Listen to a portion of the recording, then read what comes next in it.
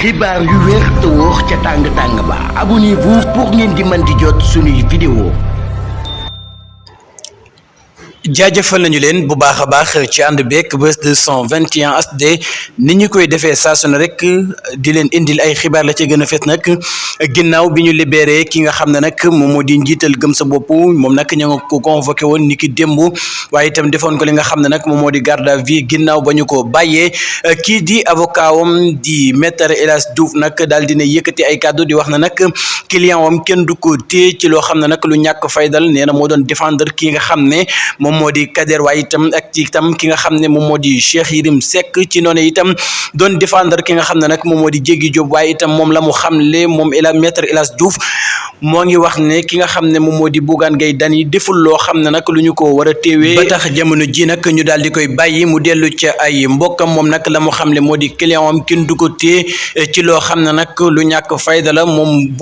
ki nga xam ne moom moo di maître El Hadji Diouf moo yëkkati kàddu yu mel waaye itam laa xaale ci ne ñi nga xam ne nag ñoom ñoo fi doon saaga procureur yi waaye itam di saaga ñi nga xam ne nag ñoom ñoo di sunu ministre yi jamono ji nag ñoom ñoo daal di nekk ci li nga xam ne nag moom moo di palais bi te loolee nga xam ne nag moom moo fi xewoon jamono ji nag moom moo fi xewaat kon nag nañu xam ne ay client am kenn du leen téye ci loo xam ne nag lu ñàkk fayda la waaye itam di leen fàttali ne ba tey ki nga xam ne moom moo di premier ministre Ousmane Sonko porté wul plainte benn yoon ki nga xam ne nag moom moo di njiital gëm sa bopp di Bougane Gueye Dany comme ni ñu ko waxee woon moom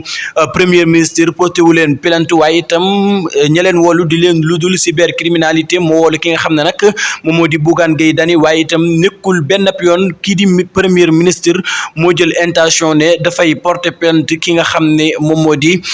Bougane Gueye Dany pour dencal ko ci li nga xam ne nag moom moo di prison bi bu weesoo loolee nag dañuy daal di dem ci ki nga xam ne nag moom moo di Ahmed Khalifa Niass ginnaaw bi nga xamee ne nag kii di Fadilou Keita yëkkati na ay kaddu jëmale ko ci moom di wax ne nag dafa yoreel trésor public lu toll ci 3 milliards yoo xam ne nag daf ko yoreel trésor public loolee nag mu mel ne naqare ne ki nga xam ne nag moom moo di Ahmed Khalifa Niass ba tax jamono ji daal dinay annoncé ne dafay daal di porter plainte kookee nga xam ne nag moom moo di Fadilou Keita waaye itam ak waajuram wu jigéen woowee nga xam ne nag moom moo di Nafi Ngom Keita kon nag moom Ahmed Khalifa Niass ma ngay xam leen nag yooyu le mbir nag ay avocat am jamono ji ñu ngi ci ba tax na daal dina jébbal plainte ñooñu nga xam ne nag moom moo di Fadilou Keita waaye itam ak ki nga xam ne moom moo di waajuram di Nafi Ngom Keita